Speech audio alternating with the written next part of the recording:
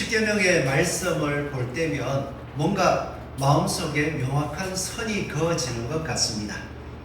하나하나 오늘 읽은 말씀만 살펴보아도 여호와의 이름을 망령되게 부르지 말라.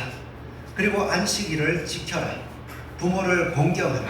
살인하지 말라. 간음하지 말라. 도둑질하지 말라. 이웃에 대하여 거짓 증거하지 말고 이웃의 집을 탐내지 말라. 명확한 선이 보입니다. 이렇게 명확한 선들이 보이지만 실제로 우리의 삶 속에서 살아보면 이럴 때는 어떻게 해야 되나 저럴 때는 어떻게 해야 되나 고민될 때가 많은데요. 또 때로는 이 말씀대로 사라지지 않아서 마치 하나님 앞에 죄인처럼 하나님 앞에서 심판당할 것처럼 생각되어질 때도 있습니다. 이러한 십계명의 법, 이 말씀 자체로 보면 십계명이라는 단어는 없습니다. 그냥 계명들, 하나님의 말씀들, 하나님께서 시내산의 음성으로 말씀하셨다, 이렇게 이해할 수가 있는데요. 이 말씀들을 주신 이유를 먼저 생각해 보면 명확하게 살지 않으면 죽는다라는 것보다 이 말씀의 의미 안에서 살아갈 때에 하나님께서는 지금 애굽에서 탈출하여 시내산 앞에 왔듯이 은혜로 구원해 주신 그 언약이 계속 이어져야 될 것임을 말씀해 주고 있습니다.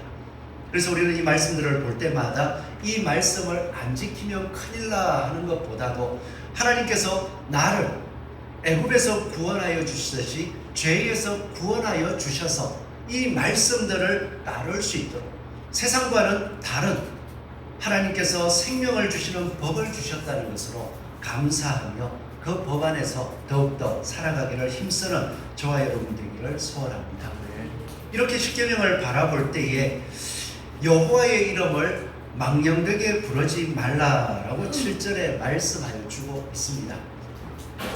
이 망령이라는 단어의 뜻을 보면 헛되다, 무가치하다, 거짓이다, 속임이다, 사기다, 의미 없다, 쓸모 없다, 그리고 악한 목적으로 그 이름을 사용한다, 뭐 그런 의미를 가지고 있더라고요. 그래서 이 의미를 그냥 두리뭉실하지만 하나로 정리를 해보면 하나님의 이름을 가볍게 여기거나 거짓되게 사용하는 것을 망령이라고 이야기를 합니다.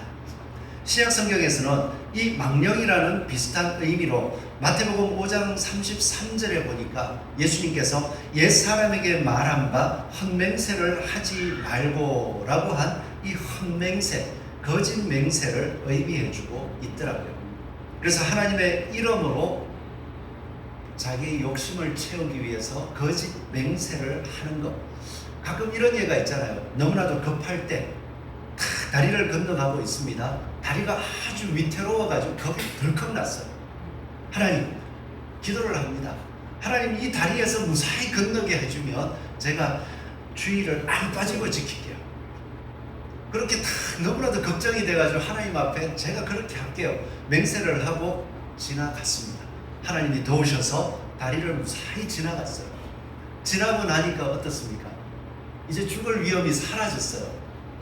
그러고 나니까 내가 해야 할 일들을 막 생각하면서 제가 주의를 잘 지킬게요, 이게 아니라 어떻게 되죠? 바쁩니다.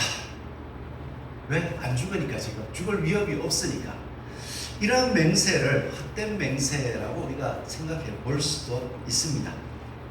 성경 가운데서 조금 더 명확하게 찾아보려고 하다 보니까요, 레위기 24장 16절에 보니까 남편, 아버지는 애굽 사람이고 어머니는 이스라엘 사람인 아들이 싸움이 났어요. 싸우는 가운데 얼마나 속이 상했는지 여호와의 이름을 모독하며 저주를 했습니다. 어떻게 저주를 했을까? 좀 생각이 안 되기는 하는데, 싸우다 보면 화가 나고, 화가 나다 보니까 지금 자기 삶 속에서의 처지가 생각나겠죠. 애굽에 있었으면 내가 이 대접을 받았을까? 그런 저런 생각을 하면서 이 광야길로 우리를 이끌어낸 하나님은 참 답답하다. 이런 식으로 하나님께서 계획하신 것들을 부정하는 그러한 행동을 하였습니다. 그럴 때에 이 아들을 하나님께서 여호와의 이름을 모독했기 때문에 죽여라라고 말씀하시는 모습이 있었습니다. 또 하나님의 이름을 모독한다니까요. 에스겔 36장 20절에서 23절에 나오는 말씀인데, 이스라엘 백성들은 하나님의 말씀, 율법을 따르지 아니함으로 말미암아서 포로가 되어 바벨론에 끌려가게 되었습니다. 그러고 나서 사람들에게 손가락질 당합니다. 여호와께서 주신 땅에서 쫓겨난 백성이다. 이렇게 이야기하면 뭡니까? 하나님은 능력이 없으시다. 하나님의 약속을 이루지 못하시고 하나님께서 주신 땅을 지켜주지 못했다. 그렇게 하나님의 이름을 욕먹게 하는 경우, 그렇게도 말씀하더라고요. 또 신약에 가서는 마태복음 7장 21절에서 23절을 보니까 나더러 주여 주여 하는 자마다 천국에 들어갈 것이 아니라 오직 아버지의 뜻대로 행하는 자가 천국에 들어간다 라고 말씀을 했습니다. 여기에서 주여 주여라고 하는데 뒤에 가보니까 천국에 들어가는 자는 아버지의 뜻대로 행하는 자다라고 예수님이 말씀하셨어요. 그렇다면 주여 주여라고 부르는 사람들은 천국에 들어가지 못한다고 전제를 했을 때에 무슨 뜻대로 살지 않는다는 얘기입니까? 아버지의 뜻대로 행하지 않는다라고 생각할 수 있습니다. 그러기에 주여 주여라고 이야기하지만 아버지의 뜻대로 안 사는 사람들이 있다는 거예요. 그런 사람들을 가리켜서 여호와의 이름을 망령되이 부른다라고 이야기할 수도 있습니다. 그리고 예수님께서는 요한복음 8장 37절 말씀을 보면 나도 너희가 아브라함의 자손인 줄 아노라. 예수님에게 쫓아와서 예수님의 말씀을 따지고 드는 종교 지도자들로부터 시작해서 열심히 있다고 이야기하는 사람들, 그런 사람들에게 그러나 내 말이, 예수님께서 하신 말씀이 너희 안에 있을 곳이 없으므로 나를 죽이려 하는도다. 아브라함의 자손이라면 오늘 우리가 읽었던 하나님의 말씀, 살인하지 말라라는 말씀을 당연히 기억하겠죠. 그렇기 때문에 예수님을 바라보면서 예수님이 실제로 잘못된 행동을 하지 않는다는 걸 알고 있어요. 너무 인기가 있으니까 치기도 나고 자기들의 명예가 위협받고 있으니까 뭔가 어떻게 해보려고 예수님을 쫓아갑니다. 그러고 나서는 하나님을 경외하는 것처럼 얘기하면서 뭘 하려고 합니까? 살인하지 말라는 율법을 어기려고 하고 있습니다. 이러한 모습도 참으로 하나님의 이름을 망령되게 부르는 모습이라는 것입니다. 우리 삶 속에서 여호와를 바라볼 때에 여호와 하나님은 어떠한 분이십니까? 가장 중요한 것은 공의로우신 분이십니다. 하나님의 공의를 벗어나서는 우리가 하나님을 말할 수 없습니다. 종종 예수 그리스도의 사랑을 생각하면서 공의를 착각하는 경우도 있는데요. 하나님이 공의롭지 않으시다면 예수 그리스도를 이 땅에 보내실 필요도 없을 것이고, 서로 보내셨다고 할지라도 우리를 구원하기 위하여서 십자가 형벌을 당하게 하실 필요도 없었을 것입니다. 예수님께서 십자가에 못 박히신 것은 누구의 죄를 씻기 위함입니까? 나의 죄를 씻기 위함입니다.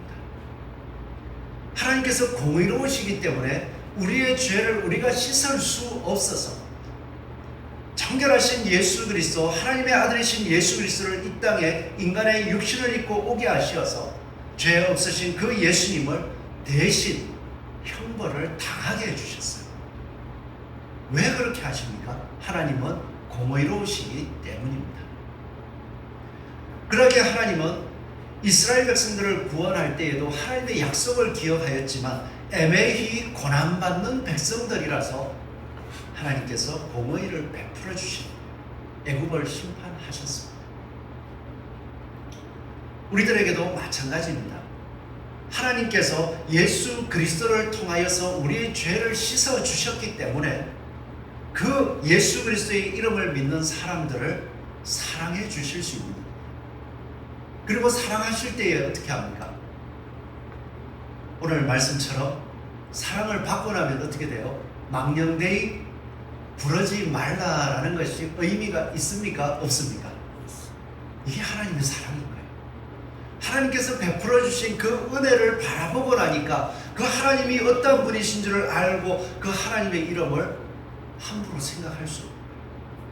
하나님께서 예수 그리스도를 이 땅에 보내시고 예수 그리스도의 십자가를 통하여 나의 죄를 씻어주셨고, 그럼으로써 내가 하나님의 자녀된 것을 깨닫고 하나님께서 부활의 영광을 나타내 주셨듯이 그것을 소망으로 주셨다는 것을 아니까 예수 그리스도의 이름을 망령되이 부를 수가 없는 거예요.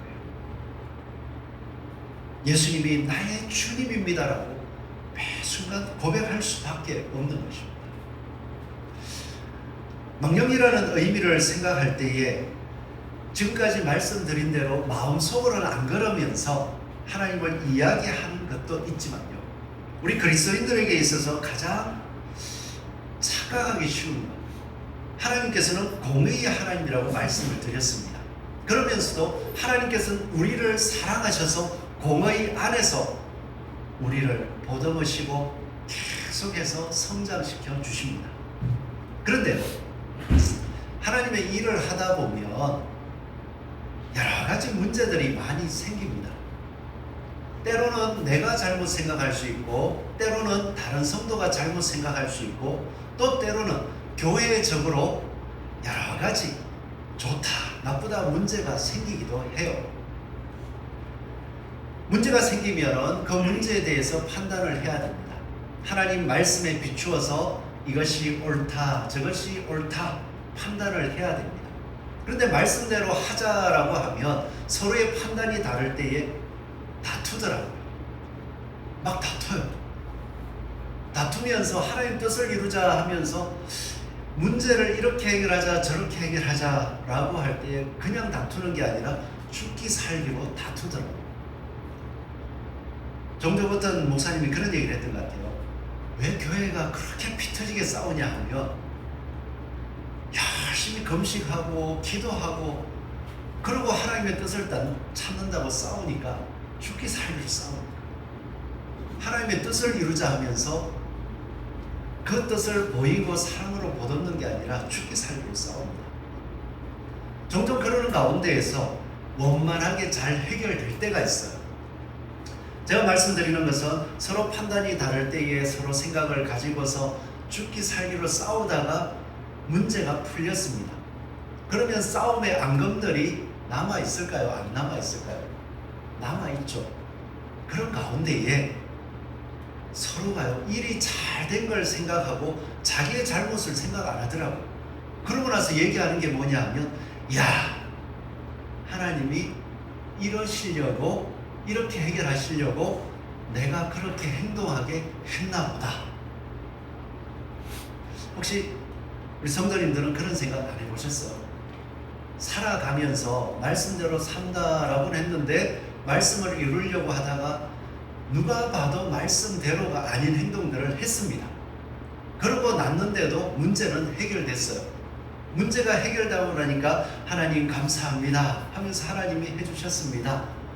그렇게 하면서도 이렇게 해주신 것은 하나님의 은혜인데 그 과정 속에서 내가 했던 행동들은 별로 반성을 안 하더라고요. 그러고 나서 문제만 있으면 어떻게 하냐면 똑같이 해요. 피 터지게 싸웁니다. 그리고 자기가 잘한 줄 알아요. 우리는 종종 이런 모습들을 이야기할 때에 성도끼리가 아니라 외부에서 믿지 않는 사람들이 교회를, 성도들의 삶을 바라보며 하나님께서 이렇게 복 주셨어요 라고 이야기할 때에 그들이 보는 하나님은 어떤 분일까요? 공의로우신 하나님일까요? 아닐 것 같죠. 성도들의 삶을 바라볼 때에 이러한 모습들이 종종 나타납니다. 많은 분들이 그 다툼의 과정을 거치면서 하나님께서 해주셨어요, 하나님이 이렇게 해결해 주셨어요 이야기는 하는데 그 과정 속에서 하나님이 해주실 수 있는 분임에도 불구하고 내가 왜 하나님의 말씀대로 끝까지 순종하는 그 삶의 모습을 보여주지 않았을까? 내가 다음에 이러한 일들이 일어난다면 하나님께서 해결해 주실 것을 아니까 이왕이면 하나님의 영광이 더 드러나도록 그 말씀대로의 순종을 한번 해봐야겠다. 이 고백을 잘 안 하더라고요. 우리에게 있어서는 어떨지 모르지만 하나님의 공의로움과 하나님께서 사랑해 주셔서 그렇게 해결해 주셨던 과정들을 맛본 사람이라면 그 순간 여호와의 이름을 혹시라도 내가 망령되게 생각하는 게 아닌지를 한번 살펴보아야 할 것입니다. 왜 이런 말씀을 드리냐면 성경의 말씀들을 살펴볼 때에 율법의 완성은 예수 그리스도입니다.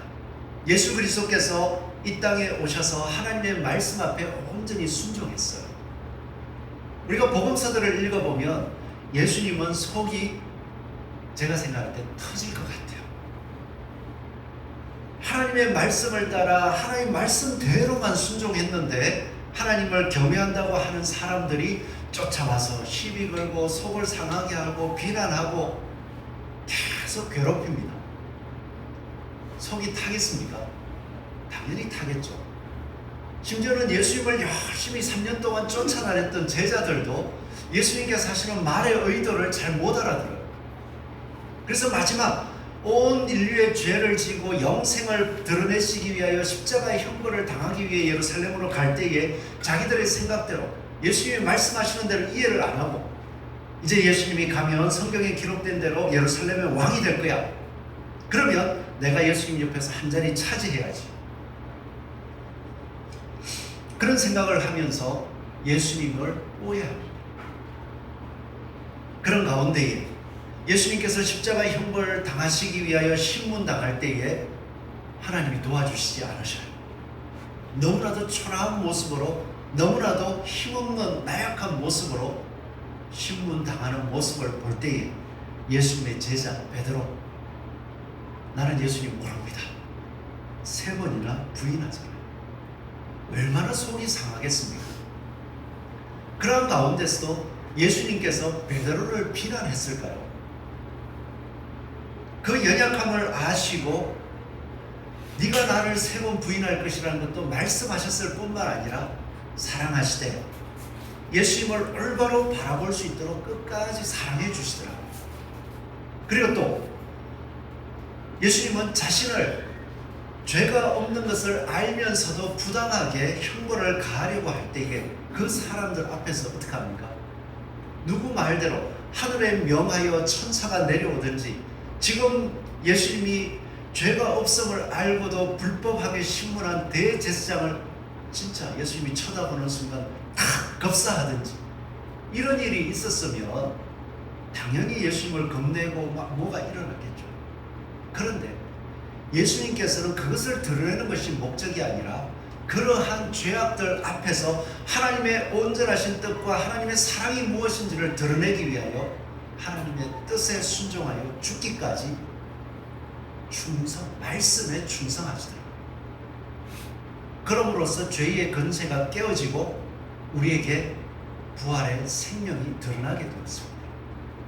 그 생명을 받은 사람들은 어떻게 살아야 됩니까? 예수님의 제자들의 모습을 바라볼 때에 그들의 삶들, 예수 그리스도가 부활하시고 오순절 성령의 역사하심을 경험한 이후에 그들이 자기 혈기대로 다퉜다. 예루살렘을 뒤바꾸자. 바리새인들을 정복하자. 그들을 심판하자. 그렇게 싸우는 모습이 있던가요? 오순절 성령의 역사가 일어났음에도 불구하고 예수님의 제자들은 그 말씀을 전하면서 핍박받으니까 예수님의 말씀 때문에 예수님의 제자로서 핍박받는 것을 기뻐하더라. 그러고 나서 다투는 것이 아니라 핍박이 오니까 지켜야 될 것 같은데 필수 인원만 빼고 다 흩어지면서도 뭘 하느냐? 끊임없이 예수 그리스도가 하나님의 보내신 구세주이시고 증거하고 피해 다니더라. 이해가 되지 않잖아요.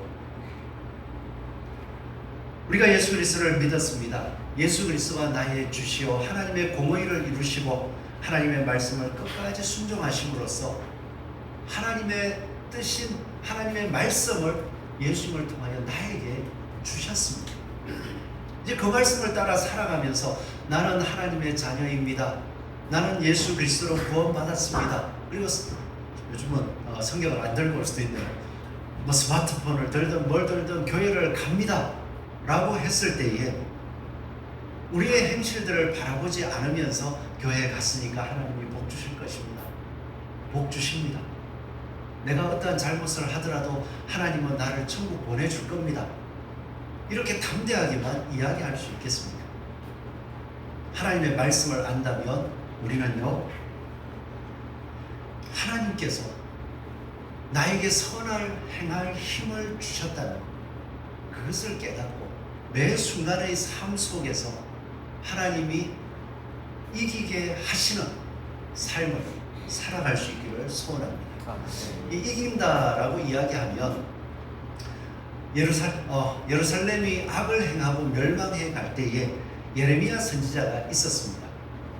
예레미야 선지자에게 하나님의 말씀이 임했는데요, 좋은 말씀이 안 임했어요. 이스라엘 백성들 예루살렘을 향하여서 너희가 지금 죄를 짓고 있다. 너희가 그렇게 죄를 짓는 삶은 율법을 어기는 삶이요, 하나님께로 돌아오지 아니하시면 하나님의 심판, 진노의 막대기가 바로 코앞에 와 있다. 너희들 그렇게 살면 망한다. 그 이야기를 계속해서 전했습니다. 그랬더니 사람들이 처음에는 뭐 저런 사람이 있나 쳐다보고 있다가 속도 상하다가 계속 그렇게 전하니까 듣기가 싫어가지고 예레미야를 핍박했어요. 그랬더니 예레미야도 생각합니다. 내가 굳이 하나님의 말씀을 전하면서 이런 핍박을 받고 괴로워할 필요가 있나? 내가 이제 하나님의 말씀을 안 전하겠다. 그랬더니 예레미야가 고백하기를 안 전하려고 했더니 내 마음속이 불타는 것 같아서, 그리고 또한 저 죽어가는 영혼들을 하나님의 구원 앞에 돌아오게 하기 위해서 전해야겠구나. 결국은 하나님의 말씀이 예레미야의 마음을 이기게 되었습니다. 그리고 나서 말씀을 끝까지 전함으로써 자기는 고난받았지만 그 전한 말씀이 이루어졌을 때 다음 세대들이 믿음 위에 딱 설 수 있었습니다. 오늘 우리의 삶 속에서도요, 매 순간을 예수 그리스도를 주로 받았잖아요. 예수 그리스도를 만났을 때에 나의 삶이 죄악되었음을 깨달았잖아요. 그리고 고치고 싶었잖아요. 그리고 나서 예수님을 닮아가기 위하여 이렇게 예배에 오지 않습니까? 그러면서 하나님은 공의로우신 분입니다. 하나님은 나를 사랑하시는 분입니다. 고백하잖아요.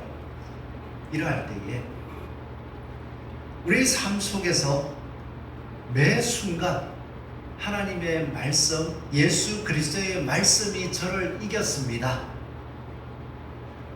그 이김의 삶을 드러내고 삶 속에서 보일 수 있기를 소원합니다. 제가 이렇게 말씀드리는 거는 저도 해보니까 안 돼서 말씀드리는 거예요. 안 되는 것 속에서 예전을 생각해 봅니다. 예전에는 이렇게 안 되면은 내가 예수 믿고 이렇게 하려고 해도 잘 안 되고, 또 삶 속에서 말씀에 비추어 보니까 하나님 앞에 야히 설 수 없는 존재인 것 같아요. 그래서 이래가지고 내가 구원받을 수 있다고 얘기할 수 있나 막 절망하고 나는 하나님이 사랑하지 않는가 봐 막 그런 생각도 했었거든요. 그때 생각했던 거는 하나님 성령으로 충만하게 해주십시오. 그러면은 제가 이러한 삶들이 싹 바뀌어가지고 이제는 완전히 하나님이 기뻐하는 모습으로만 살 수 있을 것 같아요. 그래서 성령 충만도 구해봤습니다. 성령 충만이라는 게 있어요. 다 받으면은 우리 삶 속에서 이제 죄를 절대 짓지 않고 죄가 보여도 아무런 감각도 없는 그런 사람이 되겠습니까? 안 그렇습니다. 여전히 우리의 마음속에 순간순간 내가 보지 못했던 죄들이 계속 보여요. 성령 충만하면 더 많이 보입니다. 그러면 그 속에서 우리는 보여질 때마다 계속 말씀을 선택할 수 있어요. 왜? 성령님께서 이것이 죄라는 걸 보여주시기 때문에 하나님을 사랑해서 선택할 수 있는 거예요. 그럼 이 과정들이 언제까지 될까요? 신학적으로는 성화라고 합니다. 성화라는 것은 예수 그리스도를 믿고 그 다음에 성령에 충만하면 끝나는 것이 아니라 죽을 때까지 되는 거예요. 그렇다는 이야기는 무엇입니까? 거룩해져가는 것이 죽을 때까지 된다는 것은 우리의 삶 속에서 매 순간 성령님을 통하여서 예수님의 말씀, 하나님 아버지의 공의로우심을 바라보면서 이것이 하나님이 안 좋아하는 거구나 깨닫고, 그 순간 하나님, 제가 생각할 때는 이렇게 하는 게 맞는 것 같은데 왜 말씀에는 이렇게 기록해 놓았습니까? 하고 싸우는 게 아니라 하나님이 옳습니다. 그러고 나서 그 속상함을 어디에 풀어요? 하나님 심판해 주십시오. 교회에 오셔가지고 우리가 시편을 보면서 제가 종종 그 말씀을 했는데, 다윗은요 악을 심판해 달라고 세게 얘기하더라고요. 교회에 와서 하나님께 기도하십시오. 하나님, 말씀대로 사니까 억울해 죽겠어요. 저 사람은 말씀대로 사는데 얕잡아 봅니다. 말씀대로 사는데 저한테 더 악을 행합니다. 그러고 나서 교회에 와서 하나님 갚아주십시오. 하나님 갚아주시겠습니까? 갚아주십니다. 우리에게는 무엇으로 할까요? 선으로, 악을 참고 선을 행하는 자에게는 영생으로 하시고 영원한 생명, 거룩한 성화로 더 나아가게 하시고, 우리의 모습을 바라보면서도 하나님의 말씀을 따른다는 것을 알면서도 우리에게 악을 행하는 사람들, 하나님께서 심은 대로 거둔다. 그 악을요, 성경에 보니까 더 악한 사람을 만나가지고 당하게 되기도 하더라고요. 그렇지 않고 끝까지 하나님의 말씀대로 사는 모습을 보고도 돌이키지 않냐면 성경에 기록된 대로 죽음 이후에 영원한 심판이 있는 거예요. 그러기에 우리의 삶의 모습 속에서 예수 그리스도가 나의 주입니다 라고 고백할 때에 하나님의 말씀이 매 순간 이기도록 싸움, 영적인 싸움을 또 싸워봅시다. 우리가 다음 세대를 이어가는 것은 마찬가지입니다. 오늘 주님의 말씀을 바라보면서 우리 믿음의 자녀들에게, 교회 이제 나오는 자녀들에게 여호와의 이름을 망령되게 부르지 말라 이야기했을 때에 이게 잘 될까요? 안식일을 거룩히 지켜야 된다라고 이야기할 때에 이 잘 될까요?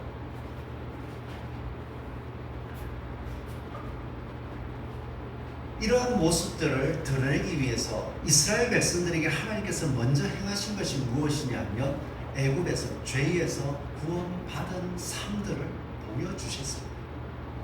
가정에서 그냥 교회 가자 이러한 모습들 이야기는 해야 되죠. 하나님이 기뻐하시는 모습들. 그러나 더 중요한 것은 하나님께서 나에게 베풀어 주신 죄에서 건져주신 구원의 은혜가 얼마나 큰지를, 그리하여서 내가 하나님의 말씀대로 살아가고 있음을 매 순간 보여주기를 힘쓰는 저와 여러분들이 되기를 소원합니다. 그럴 때에 자녀들이요, 처음에는 결과만을 바라볼 수 있어요.